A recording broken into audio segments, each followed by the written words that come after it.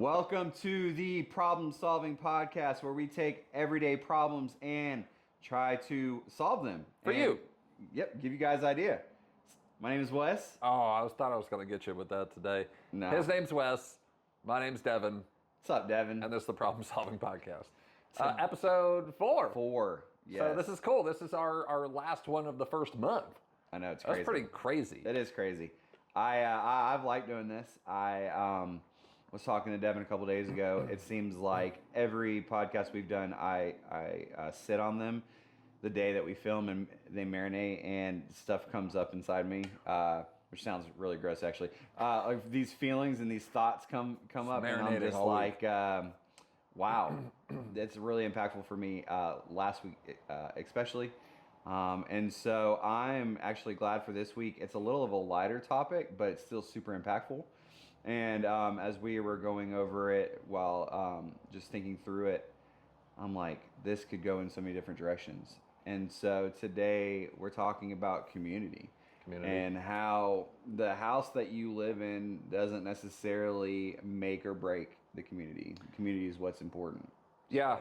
I mean, so we're going to discuss the importance of community and how your home can directly relate to that or directly detract from that. Yeah. And I think it's a really powerful topic because, like you said, it can go in many different directions. And, the first thing I think of, though, when I think of community is the people you spend your most time with. Yep. Right? So who would be your immediate community, right? For me, it's my wife. I spend the most amount of time with her. And then for me, outside of my wife, it's probably work. Yeah. Right? And that's community. And I think we should start with that conversation. Yeah, no, I agree. I think your community is in a couple different buckets. It's family, it's work, it's going to be church family, whatever kind of hobbies that you have. And it's interesting now, too, where it's like, we live in North Georgia, and there's so many different communities you can plug into. But starting with work, it is true. I mean, whether statistics say that you probably spend more time with your work family than your actual family on a Monday through Friday, which is sad but true. And so it's important to like the people that you're around all the time. Yeah, it is, because I'm sure we're speaking to some people out there, but I mean, I know I've worked a job before that I just couldn't stand being at. Yeah. But I've also couldn't stand the people. And, I feel bad a little bit about that too, because like, how could I have been a little bit different for those people now? Like fair. Thinking back, and in the moment, were they the people I needed to surround myself with? Probably not. Right. So I'm glad I made some of the choices I made. I'm glad I isolated from some of those people. And what the danger is, though, is that when you're surrounded by people that you don't feel in community with, you will isolate from. And if there's nowhere else to go, well, isolation becomes your safety net. And when isolation is your safety net, well, we know that's not good. Because when left to our own devices, what do? We do things that we probably shouldn't. And I'm not saying this is something we do, but I know people struggle with this. You go drink.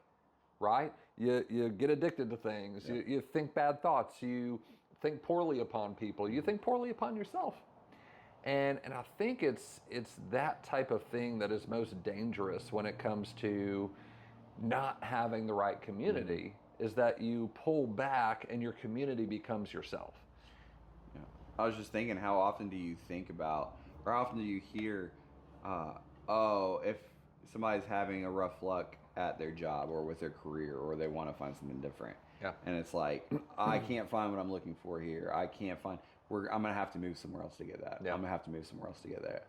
And that's not necessarily the case as we dig into it, because if you surround yourself with community besides the workplace, like opportunities abound. You never know. So another one I was thinking of that we talked about beforehand is just, if you're a parent, the school system in which your kids go becomes community. You realize, I was just in the middle school last week, and my youngest daughter's in 8th grade. And so I was talking to one of the coaches there, and I said, it just hit me. Like, I had 4 kids go through this middle school, and it's like, after this month, there's really no reason for me to ever step back into this school. And that was a weird feeling. Yeah. And so I've had a kid go there for the last 7 years, which is crazy to think. But yeah, and so community can be many different things. Yeah. A funny story just about community.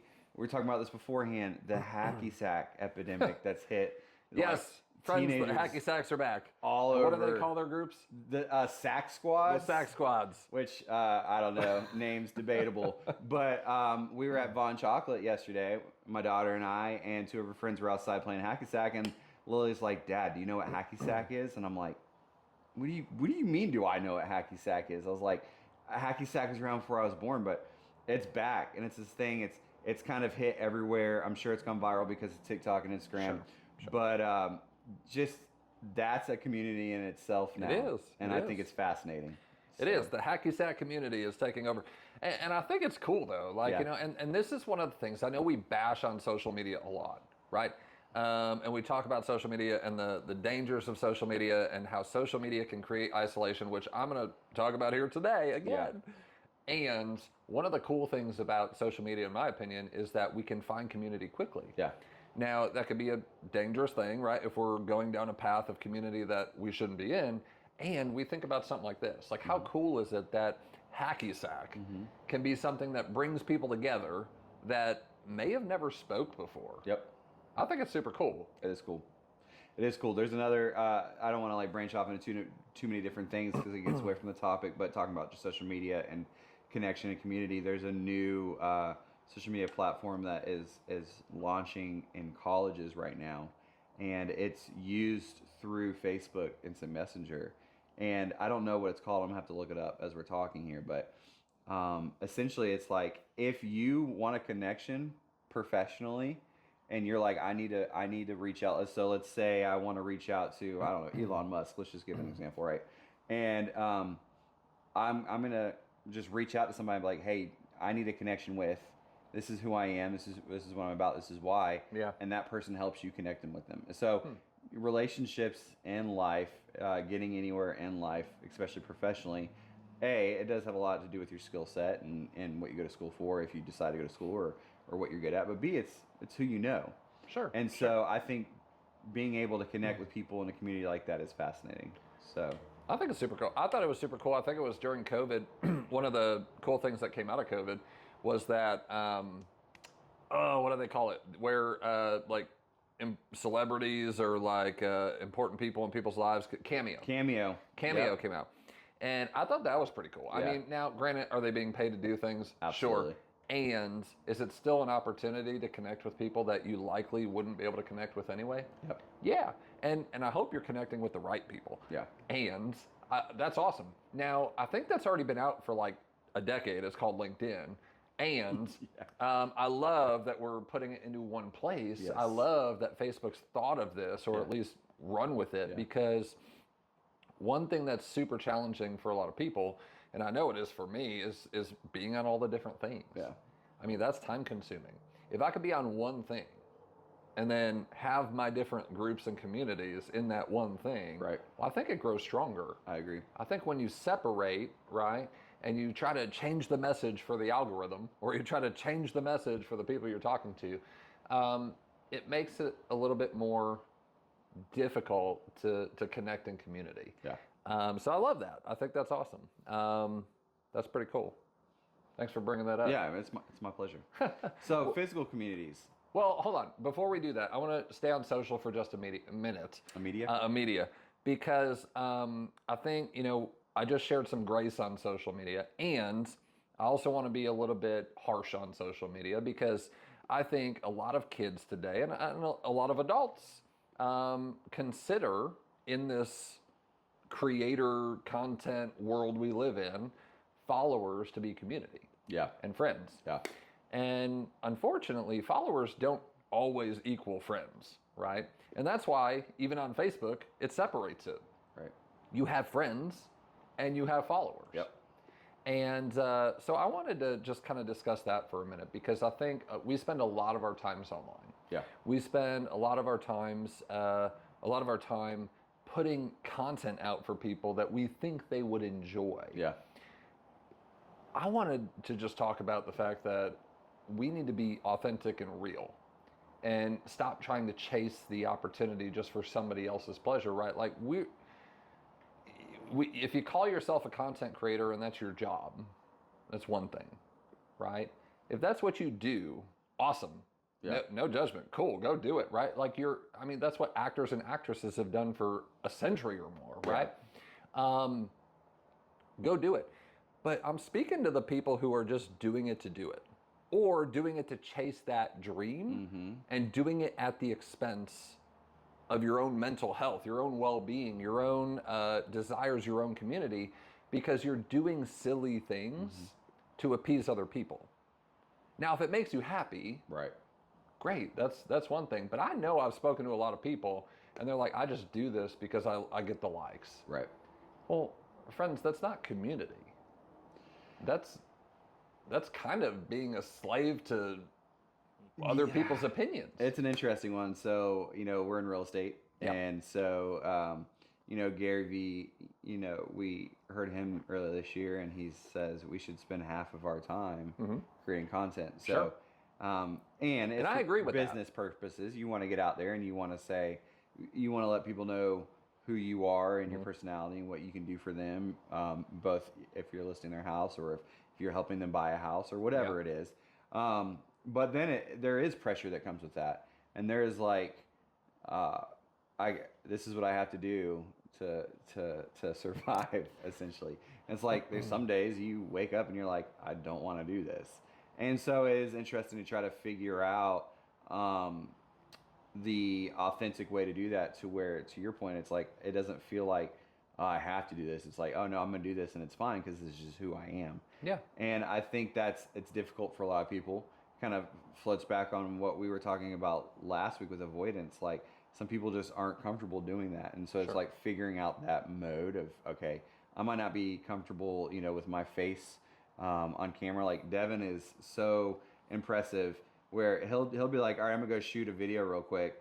And he's just like, off the top of his head, just spouts out this minute-long video, one take, and he's done. And I'm like, it'd take me 12 takes to do that. It's crazy. But some people aren't comfortable like that. So it's like figuring out that method. But also, Facebook and other social media platforms have groups, which are blessings and a curse, right? So like, just two quick examples of that. Every community, physical community, has 1 or 2 or 3 or 10, groups. The real group. This is the one, the 411, the whatever you want to call them. And sometimes they're helpful, and sometimes they're disgusting. So, like, 2 quick examples. Local community group this week is all up in arms because gas prices are going up, and we're not going to get into the gas prices or anything. But I don't have to. I drive an electric car. That's right. But by the way, I don't drive an electric car to save the planet. I drive it so I don't have to pay for gas. There you go. But when gas prices go up, what does that conversation automatically turn to? Yeah, politics. Yeah. And so then it's just like the just devolving just communication and just banter between people who don't know each other and just think that they know it all on community groups, and it's like, and it's unhealthy. And it's unhealthy. It really is. And it doesn't solve the problem. No, it doesn't. Right? But then it can be used as good. A quick example real quick, whereas like, I'm big into genealogy. They've been hearing me talk about this for 2 weeks because I've been trying to find my family in France. And so my grandma was from France, and I knew what town she was born in. And of course, that town, doesn't matter if you're in America or France, they have a community Facebook group. And so I just reached out on the Facebook group and I said, hey, my name is Wes. I live in the United States. This is my grandma's name. This is her birthday. And I know she had family that lived in this town. I would love to learn more about my family. And I had 5 people reach out to me because my grandma was one of 7 sisters, and they all ended up staying in this little town in France, except my grandma when she moved to the United States. And so I've learned so much about my family that I had no idea about 2 weeks ago. And that started from a Facebook community group that I just happened to stumble across. So absolutely. And without that community, you might not have ever known. Right. And I think that's super powerful too, Yep. which is why I love social media for those things. And I just despise it for the things that I think we just fall prey to. Yep. Right? And I think we fall prey to politics. I think Yep. we fall prey to wanting to be the next big thing. I think we fall prey to those things. And there was one thing, just going back to the business aspect of it that I'd like to discuss, because I think there's a lot of people who probably will see this who have the same problem. Is that we're pushing out content, ideas, and things, and like you said, not everyone can just turn on a camera and go. Yeah. And I get that. For me personally, authentically, I just like to communicate like this, so it works. But not everybody's like that. So the point I wanted to get across is for the business owners out there, for the entrepreneurs out there, for the people looking to change their life through social media, friends, you don't need to go viral. You don't need 50 million views on a post to achieve the goals that you have, right? What do you really need?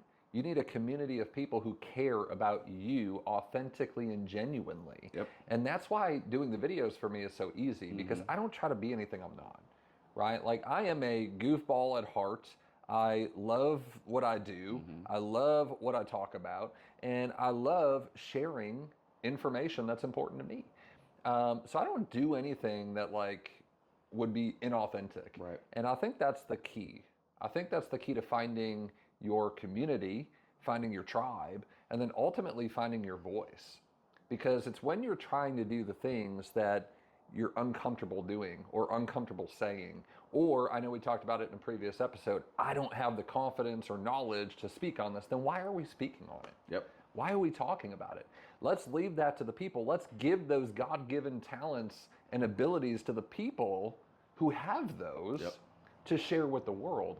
Why am I trying to be everything when I can be one thing for the people who matter?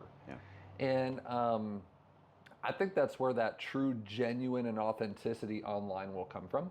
And I think online you can create a massively great community. And I know I'm talking a lot right here, and I'm going to bounce it back to you. But I just go back to my life in 2020. I had a ton of followers. I had 3 different pages that all together I probably had 60, 70,000 followers on. I scrapped all of it when I moved here. I put a limit on my friends list of 100 people, and I kept it there for over a year and a half. I've just recently started building that friends list up. Why? Because I've been finding more and more just by being authentically me and stop chasing just what I think what people want me to be. Right. And now what's so funny is when you do that, you find more people who just genuinely care and like the things you like and do the things you do and want to support. I don't have a single person on my Facebook right now that I wouldn't want to be friends with. Yeah. I think that's cool. I think it's important too, because what you just kind of just hit the nail on the head. I was thinking about this too, is just community is what you make it. Yep. Right. So you scrap that, you moved here from Ohio, and I want to ask you in a second, what drew you to this area? Okay. But actually, let me ask that, because I know the answer. So what drew you to this area? Peace. Quiet. Opportunity. I mean, and in different ways. So when you're a business owner, the more opportunity you have was the more people around you. But for me, it wasn't about that. For me, the opportunity was finding myself. Yeah. It was finding who I needed to be for my family. It was who I needed to be for my community and the world. It was slowing life down, which is why we talked about restaurants not being open on a Monday or whatever. Yeah, it was kind of annoying at first. And I've really grown to like it, because we're not consistently being bombarded with just the needs of the world. Yeah. That's one of the reasons I really love this area.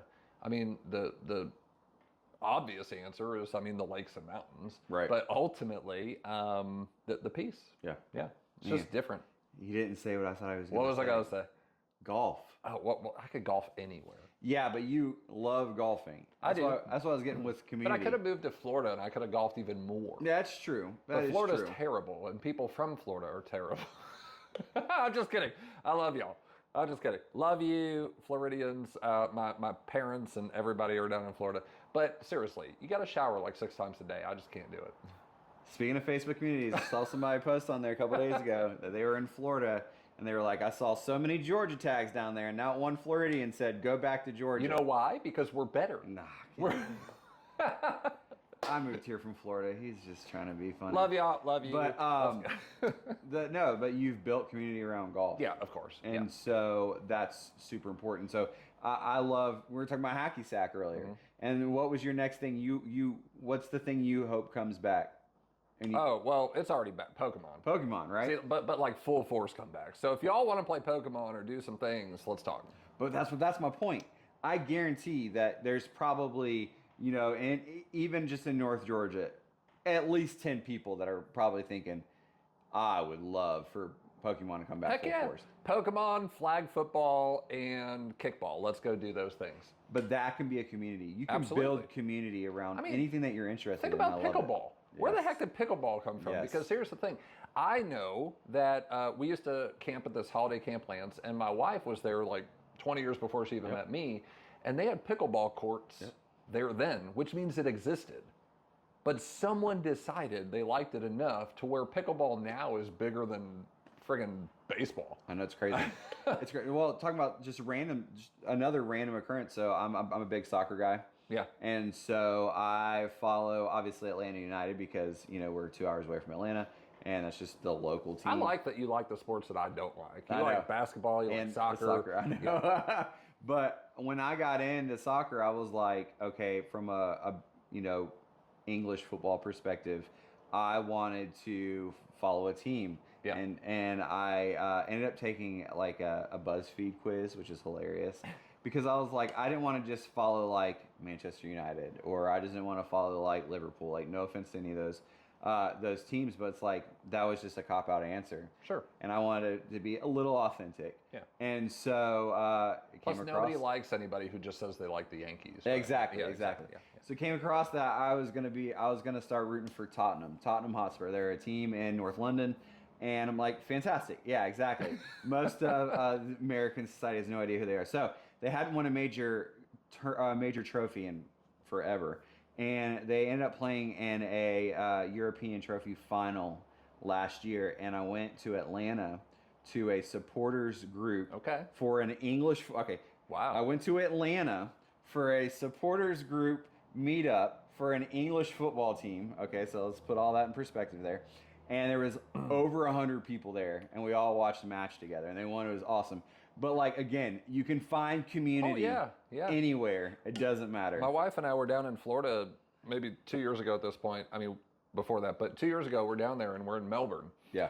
And we stumbled upon, didn't even know it was there, a Cleveland Browns bar. Yeah. And I'm like, first of all, Cleveland Browns are like arguably the worst team in the history of the NFL.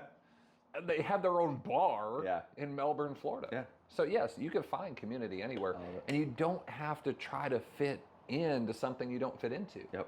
Right? There's this viral video, and I love it, and we should probably stitch it to this, but it's this lady, and she's like explaining how to use that toy with the shapes, like to a kid. Yep. And she's like, "This is the square. What hole should it go into?" And everyone's like, "The square hole." And then "That's right. The square hole." And then she goes, "This is a cylinder. What circle or what shape should this go into?" And everyone's like, "The circle." And she's like, "That's right. The square hole," right? It's like, because it fits. Yep. Doesn't mean it should though. Yep. Right? It doesn't mean it's right. And I think that's where people really go community the wrong way. Mm-hmm. I think they just fit in, and I see this in business too. People just borrow other people's goals. Mm-hmm. They borrow other people's identity, and they take it on as their own. And if we take it back further, I mean, think about as a kid just growing up. You are this like perfect being that's never been like conditioned by anything. Like you are you, and then from the moment of birth, you start to be conditioned into what other people want you to be. And not that you have really any control over that, but it's a pattern. And then we just keep doing it. We go to a new school, right? I went to a new school as a kid. Yep. What did I do? I tried to fit in with the cool kids, right? Yep. You go to a new job. You try to fit in with the people who know what they're doing, or pretend they know what they're doing. And, you try to fit yourself into places that you just don't belong. And I think that is the biggest mistake people can make. I think the secret to life is really just unlocking all the conditioning that you've been made a part of, and really just shedding back those layers and truly identifying, who am I? what makes me me, Yeah. what makes me passionate, excited, energetic, and then go do that. Quit trying to do everything. Just do the things that you were intended to do. And for me, like you said, I love to speak and speak into other people. Yeah. And what I'm finding more and more and more, and that was part of me moving here, it's like, yeah, I spoke before. I did videos before. That's how I built a real estate business before. And it wasn't authentic. Yep. It was just me doing the thing because that's what I had to do. Now I can honestly say, like, I literally won't do something I don't want to do. Yep. And it's so cool. And when you finally have that freedom, when you finally feel that way, I mean, look how excited I'm getting. I'm stealing the show. I'm talking over the entire thing. But this is a topic that is super important. When you find your community, which is bigger than just your home, right? It's where you live. It's where you plug into. It's the groups that you involve in. The community is intentional. Yeah. It's purposeful. You've got to go do it. You've got to go find it. You've got to go build it. It's not passive. It's not just going to come to you, right? You will attract what you are like. And most of us are like things we don't even want to be. Yeah. Why would you want to attract that? So you got to go be intentional with it. No, I was thinking when you're talking about people just copy other people's businesses, but yeah, the reason they do that is because they see that person at the end result. Sure. And they see success, right? And they're like, I want to be that. But then it's like, how they got there might not be how you're wired, or might not be what you want to do in life. And so it is figuring out that path that you can take to be authentically you. I was just listening to a podcast that fits this perfectly. I've been thinking about this the entire time we were talking, and how this person who is in real estate has built communities, but built communities based off of things that they like. Yeah. And that way it's like, hey, well, he's kind of like similar to you. Like, he likes to golf, and the cool people do. The cool people do, yeah, right. And he likes to golf, and he loves like investing in projects. And then there's one other group I can't think of the top of my head, but so he's created these groups where it's like him and a bunch of people go out and they golf, and then he's got a bunch of friends that they like investing in different niche things, and they all get together and they talk about what they've seen and blah blah, so on and so forth. Like, if it's like, oh, I like to go play basketball, let me go find people who play basketball. They were talking about somebody in his office took that, and again, I'm going to tie back to soccer. It's so funny, I'm not making this up. It's like legitimate. And I was like, actually, I remember putting this away. I'm like, I got to steal this. But he's a Columbus Crew fan. They live in Ohio. And he said he hated watching away matches, alone at home. And so he reached out on Facebook and was like, is there anybody, who Columbus Crew fan, who they would like to watch away matches together? And they got a group of like 12 to 15 people. Yeah. And they rotate houses. How cool is that? I know. Yeah. How cool is that? Every single match, they rotate houses. And so if it's at my house, I'll cater. If it's at your house or whatever. Yeah. And then it's like, you just built a community. Yeah. So and I love it. That's what it's all about, right? Yeah. You find the things, you plug into the things, and then you bring those things more into your life. And that's one of the things too, is we get back to the physical side of this, and the community on the physical side. Like, you can have a big house. It could be a perfect home. It could be, picture worthy. It could be magazine cover friendly. I mean, and all the things. But having the home doesn't necessarily mean that you're happy. Yep. It doesn't necessarily mean that you're in good mental space. It doesn't mean that you have great community. All it means is that you've created this fortress for yourself. Yep. And I think, I've fallen victim to that too. Like, when I first moved here, no joke, I moved here to escape a life that I didn't want to be a part of. Yeah. And when I moved here, I remember talking to my wife, and we're like, well, we're going to plan to build our next house, right? We bought this house. And we bought this house. The guy who owned it really didn't, upkeep it, take care of it. A lot was wrong with it. It's really not ideal for a family to live in. It's a cabin, And so, like, we're immediately like, okay, well, we're going to build a house. And I still think we will eventually, but it won't look like this. My ideal house that I had built when we moved here, architecturally, drew it out, was a, 1,000 square foot house above ground, where, like, it was just like an entryway, and then it went 7 levels deep into the mountain where no one would even know I was there. Like, that was the type of house I wanted. And I still think it'd be cool to have that kind of house, especially if like you're down in the mountain and the whole front is like the mountainside. That so would be see cool. out. I think that's super cool. You've seen the houses like people build out of caves? Yeah, those are sweet. That is cool. I think that's amazing. But the whole point wasn't I didn't want it to be amazing, was I wanted to hide away. Right. I didn't want to be around people. Right. I didn't have the right people. I didn't have the community. I didn't have the people that I wanted to spend every day with. Now, for me, like, we've spent a lot of time. Our little cabin, I think it's just perfect. Because here's the thing, it's me, my wife, my daughter, and outside, we've created community space. I mean, we've got our fireplace. It'd be really hard for me to leave there now. I just think it's an incredible spot. We're next to family. We've got great neighbors. We know our neighbors, which is another thing that I think we've really lost the art of over the past 50, 100 years.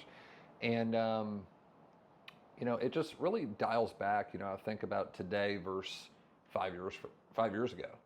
And I say it all the time, but you could be anywhere you want to be in 5 years. Yep. And it's true. Massively true. It's happened to me numerous times. It's like, oh my gosh, if I look 5 years ago, 2021, and the state of my well-being and life and where I wanted to be and how I was living and all that kind of stuff versus today, oh my gosh, it's insane. Yeah. And I will say, I mean, it has nothing to do with who I am. It has everything to do with who I've become. Right. From the community I put myself in. Yeah. You are who you surround yourself with. And I was just sitting here thinking, this is going to be total opposite of what we should be saying. We want you to buy the biggest house that you can buy, right? No, I'm just joking. But, yeah, right. Yeah, we're real estate agents. Yeah. Go buy the big house. Biggest house on the biggest piece of land. If it's by water, even better. No, but I've lived in smaller houses and I've lived in bigger houses, and I realized that when, especially with family, when you live in bigger houses and you have kids, like, you'll wake up and you'll look around and you're like, we're in the same house and I don't see my kids. Because, or hear them or anything. Yeah. And then if you're in a smaller house, it's like there is more sense of just community inside your own home. Yeah.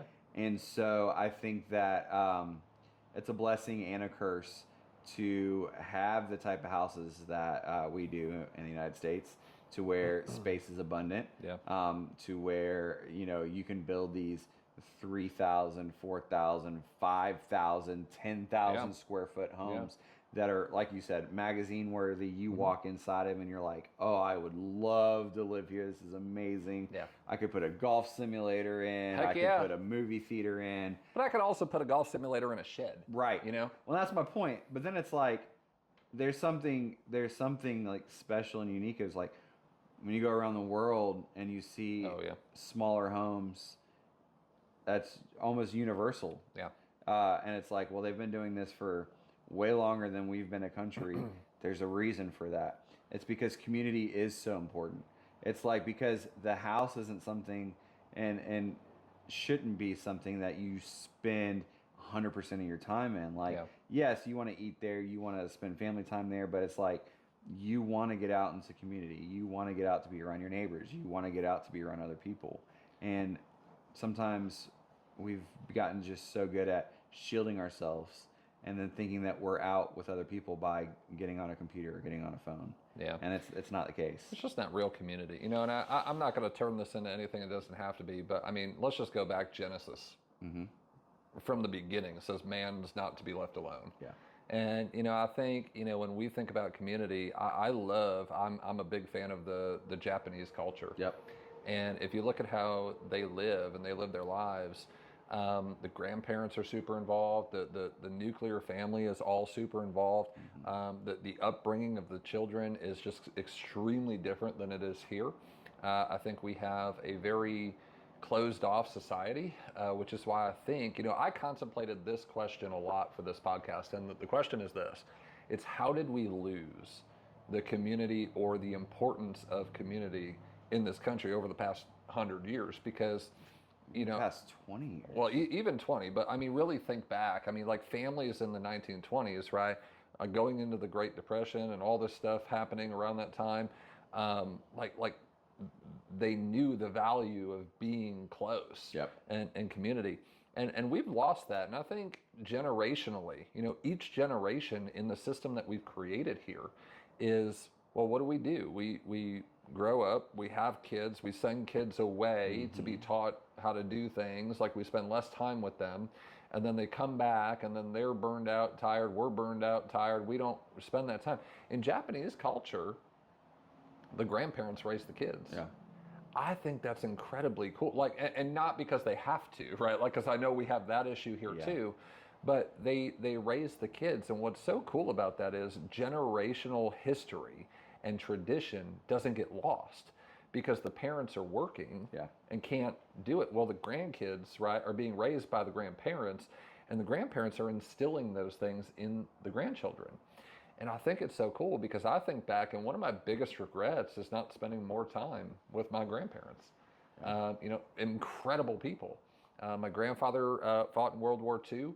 My grandmother, just the sweetest human being on earth. And, if I had just one more day, it's that conversation of like that regret of like, man, if I just had one more day, I'd ask all the questions that I just felt like I was too busy to ask. It's so true that you lose that connection and you lose that part of realizing who you are. Yeah. Right. And that's something, again, like I said, I've learned about myself over the last couple of weeks is, I knew my grandparents on my mom's side pretty well. They pretty much raised me. Yeah. Awesome human beings, amazing human beings. And, but on my dad's side, I didn't really know much about them. Right. Yeah. And so, my granddad was, paratrooper. He was in World War II in France. That's where he met my grandma. But learning more about, my family, where my grandmother's dad was the mayor of the small town that they lived in. Yeah. He's also a miner. He also served in the French military in World War I in the Battle of Verdun. He was a prisoner of war for 2 years. Like all this Can cool you imagine all the lessons? Oh my gosh. And that's one of the reasons too, and I don't mean to cut you off, No. but like here's the thing, my greatest male father figure growing up wasn't my dad. Right. And I love him, but it wasn't my dad. It was my uncle. Yeah. My uncle was this incredible human being in my eyes, right? He traveled the world. He's got over 20 patents in his name. I mean, he was very successful. And when he came to town or when I was able to go see him, I always felt different. I always felt like, oh, I have something to look up to. Because the majority of my male father figure looking up to, it's not what I intended or wanted to be. So I learned what not to do, but I didn't learn what to do. Right. And so what's really cool now is, again, we talk about community. Well, one of the big pulls for me moving here was, guess what? He lives here. Yeah. And it's super cool now because whereas I saw him once a year growing up, I get to see him whenever I friggin' want. Yeah. And that's, again, part of that person of like, who are we becoming? How are we unconditioning ourselves and reprogramming what's important?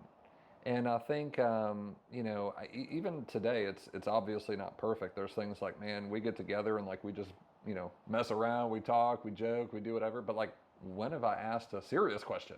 Yeah. And then, getting more purposeful about that.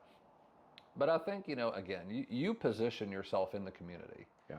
And you position yourself into the actions that ultimately end up programming and conditioning who you are. Yeah. And the greatest part about life, I think, is that if you truly want change, you can get it. Yep. And if we want to get scientific about it, every 7 years on average, you as a human being are 100% completely different person. Every cell in your body has regenerated in 7 years, which means you can literally choose to be a different person every 7 years of your life. And but it takes action and choices.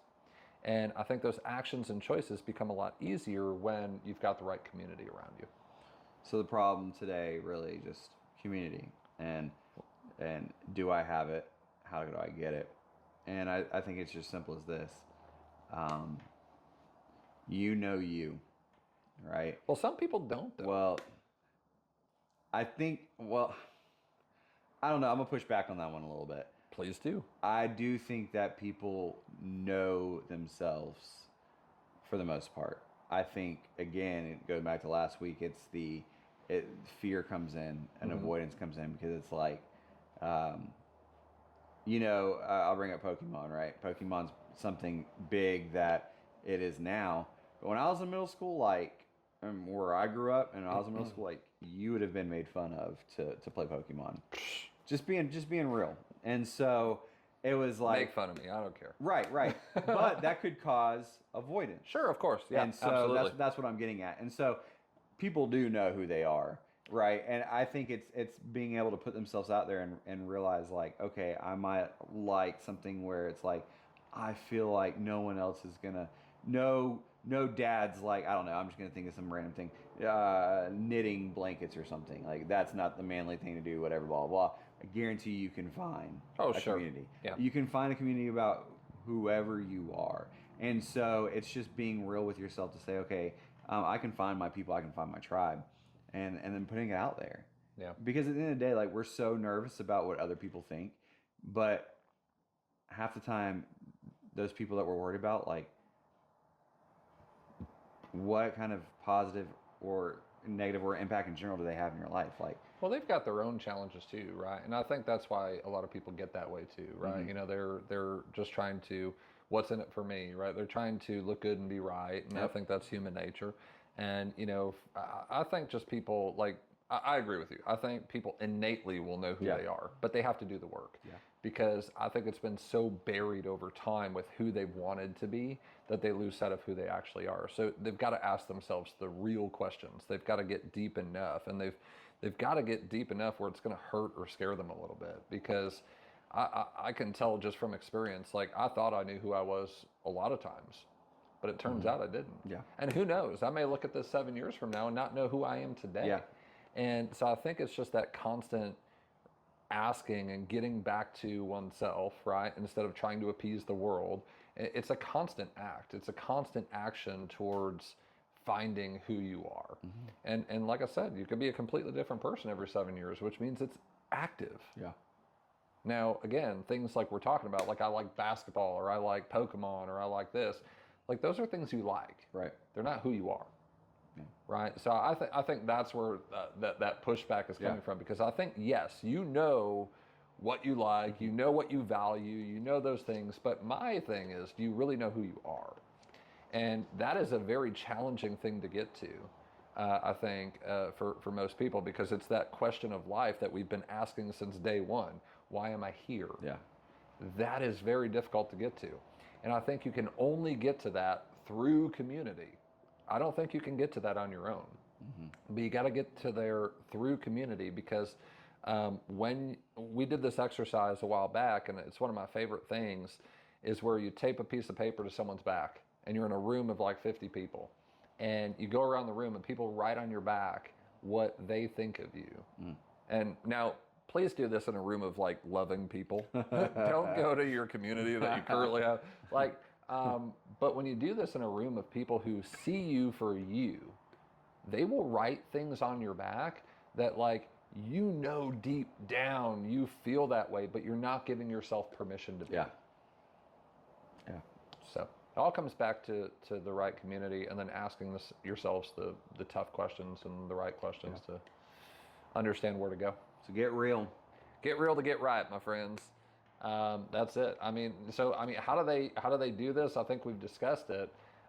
Just get real to get right. Yep. Get real with yourself. Get real with your people. Get real with your community. And if it's not the right community, change it. Yeah. Find one. And like Wes said this entire episode, you don't have to up and move to a completely different area to do that. The communities exist. They're out there. And if they don't exist, create it. Because like Wes said, there's a million other people out there who like the things you like. Yep. Who will help you identify who you are through those things. Yep. Yeah. Love it. Yeah. This has been fun. This is the Problem Solving Podcast. If you liked it, subscribe, tell us, leave some awesome comments, and we will see you next week. Appreciate you guys. See ya.